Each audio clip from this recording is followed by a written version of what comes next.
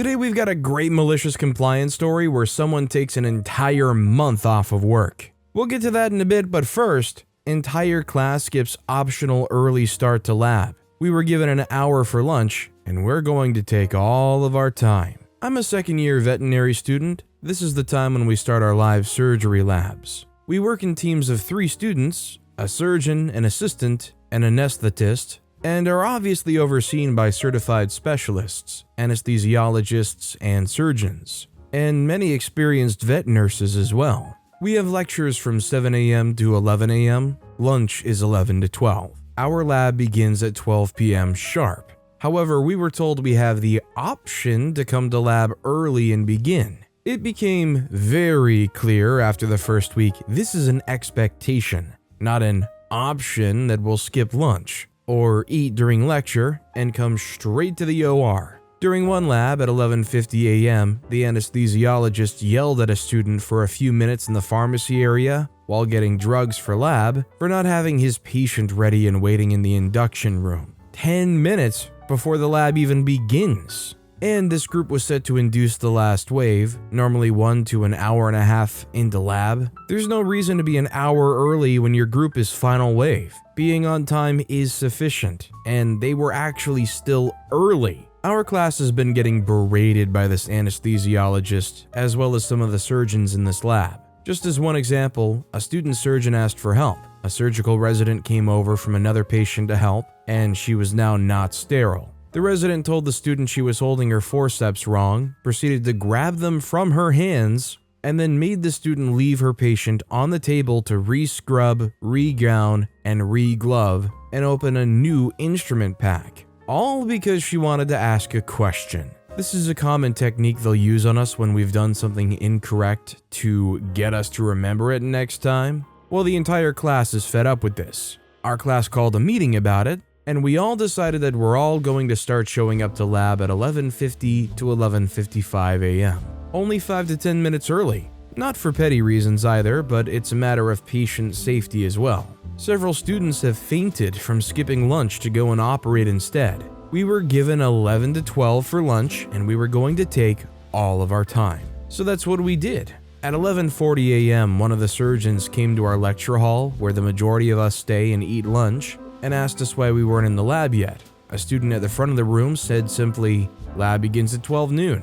The surgeon gave us a long spiel about professionalism and how we're being inappropriate and putting our patients at risk, and she left. The OR is a 2-minute walk from the lecture hall, so we finished lunch and all showed up around 11:55. The clinicians were very mad about it and reported our class to the dean, and so the dean called a school-wide meeting about it. Some of our classmates spoke eloquently about our reasons and our actual patient safety concern, turning it right back on the clinicians, citing patient safety. And the school claims to care immensely about student mental health, since this profession has one of the highest you-know-what rates, and our own class even suffered a loss. And cutting our break/lunch is no way to support us. Beyond that, the schedule says we begin at 12, and we're still showing up a few minutes early to ensure we can begin right at 12.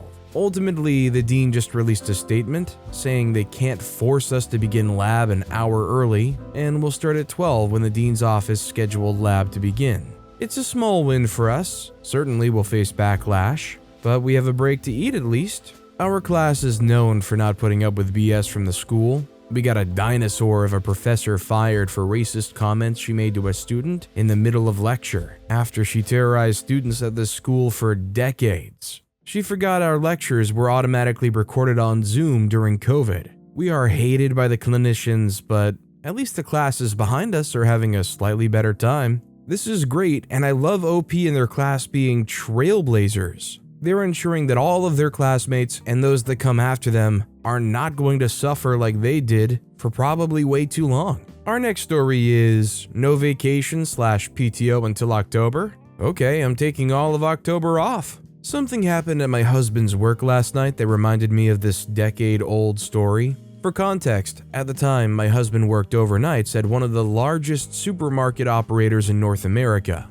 I was about 6 months pregnant, and the store he worked in had a change in who the store manager was, and when I went shopping, I used either a wheelchair or a scooter with a cart on it due to a disability that makes it difficult for me to walk under normal circumstances. Background: originally, we'd felt pretty lucky that between all the pregnancy tests I've done to confirm that yes, I am in fact pregnant, and the ultrasound, the earliest and latest due date we'd been given, all fell in the first week of September. So my husband had planned to use one of his weeks of vacation that week, and then use his paternity leave after that week, so he would be able to be there while I was at the hospital in recovery and for the first days of our baby's life. His boss seemed genuinely confused by the request. He was 22, single, and called his truck his baby, but it said something along the lines of, "Hey man, it's your vacation, you should use it how you want to." Then about a week later, I came home from one of my doctor appointments to a message on the answering machine saying,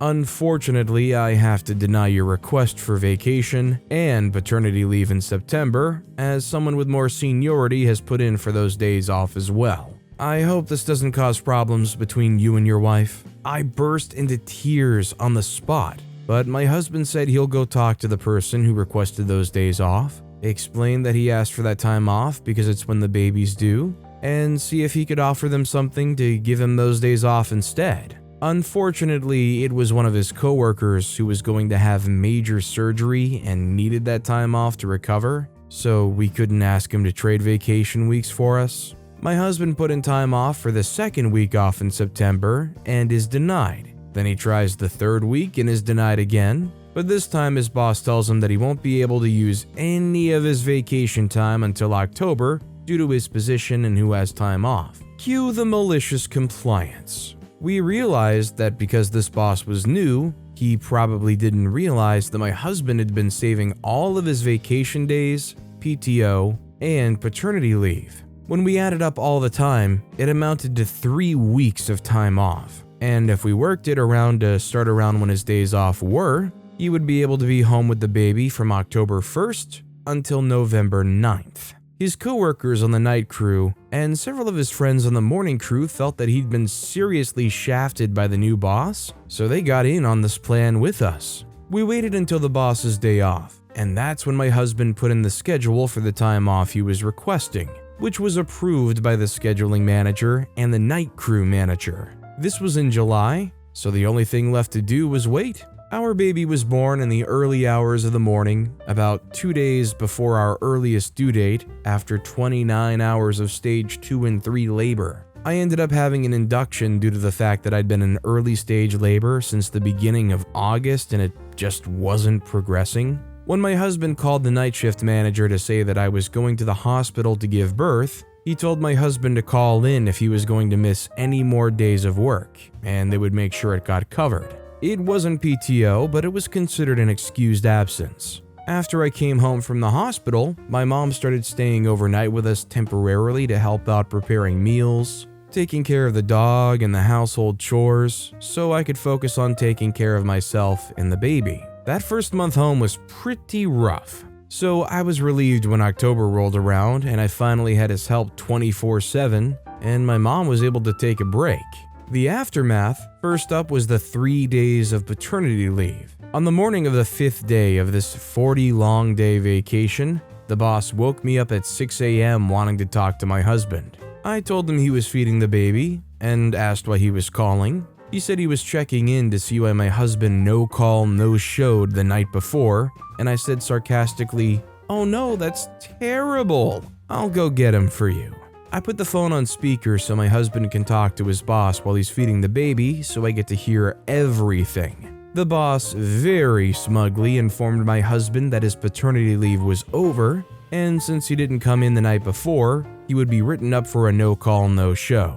My husband said, "Yes, I know my paternity leave is over, but my first vacation week started last night." The boss said, "First vacation week?" Husband said, "Yeah, I have 3. I was going to use 1 in September, 1 in October, and 1 in November, but since he told me I couldn't use any PTO until October, I decided to just take all of October off to be with my wife and newborn." The boss says, "I'll call you back after I look into this." I don't know how I managed to stay silent and not laugh at this conversation, but somehow I did. We got a call back later that day that went something like this.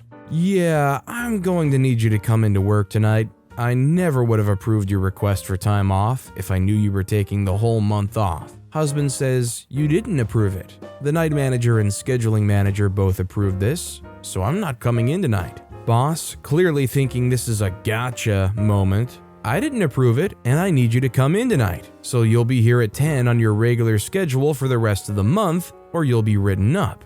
Husband says no, I won't. I submitted the request in July, and you never denied my request. It's been approved by the other managers, and it's already started, so it's too late for you to deny it now. Boss says, I'll call you back. After that, my husband called the union steward to confirm that he was in the clear, and they say that he is. We got another call the following Sunday, which was my husband's next day off, asking if he would be coming in that night since he wasn't listed as being on vacation in the system. Husband says, am I on the schedule? Boss says no. Husband says, then it's my night off. So no. He hung up after that, but we got a call like that every night my husband wasn't on the schedule due to it being one of his regular days off and him not being marked as being on vacation in the system. Some of the ladies in the bakery/deli section of the store put together a card shower for us and gave them gift cards. Since we never said anything to them about when my baby shower was or where we were registered, oops. Later that week, I made a trip into the store one afternoon to pick up some stuff and introduce them to the baby, and my mom came along too. While we were over there, the store manager came up and said, "You must be husband's wife." I was feeling petty, so I pointed out that we would have met sooner if he didn't have a habit of running away and hiding in his office when customers approached him. I don't know if that irritated him or if he was planning on saying this next anyway, but the next words out of his mouth were, "You don't look like you need help with the baby. Husband said he was taking time off to help you with the baby because you have a disability, but I guess you don't need it, huh?" The bakery deli ladies glared at him, and my mom went pale because she knows I usually react very strongly to those comments. But my mom also raised me to be civil and mannerly, so I just smiled and said, "I hope you don't speak to your employees like that. That can get you fired. Bless your heart." And one of his employees told him I was right, so he sulked off. He seemed so desperate to find any reason he could to force my husband to come back to work before the end of the month. I started wondering if he was being petty and might try to retaliate after my husband came back to work, or if he was just desperate. So I called one of my husband's coworkers. Remember when I said new boss was 22? Well, he also had a habit of bragging about how he started working for the company as a cashier when he was 17, and working his way up to management in just 5 years. At some point after the baby was born, district came and did a walkthrough, and it turned out his dad was the district manager, and he didn't work his way up to management. He was a nepo baby that burned bridges with more than a few employees. Then he turned up in a brand new truck and said with the year-end bonus he was going to get, he could pay it off in one go. Several employees walked, including 2 on the night crew. Since my husband was on paternity leave, he had to work overnights to make up the slack. He had never showed up to cover overnights when they were shorthanded before that, so we figured he was desperate to get my husband to come back because working overnights was cutting into his dating time. Finally, the end of my husband's vacation time came and his boss called again. "You used up your paternity leave and your vacation weeks. You're coming in tonight, right?" Husband says, "No, I still have PTO days left this year, and since I won't be able to use them all between November and the end of December, and they don't roll over into next year, I decided to take them now." He said, "Well, when are you coming back to work?"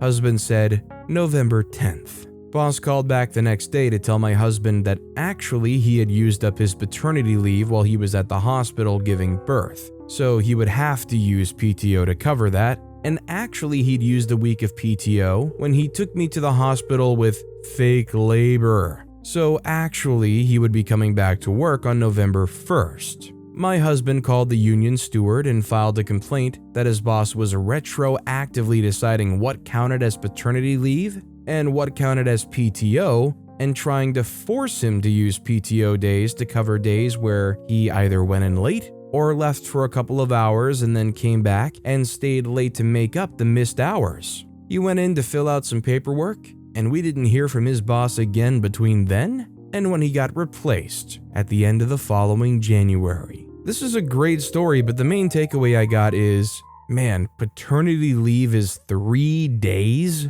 Bless America. Apparently you can use what's called FMLA for up to 12 weeks, but it's unpaid. So unless you can afford to survive without a paycheck for 12 weeks, it's not a great option. But with that being said, that's all the time we have for today. Now, if you want to hear another awesome malicious compliance story, check out that video on the left. Or if you missed my latest video, check out that video on the right. That said, I'll see you all next time with some more stories.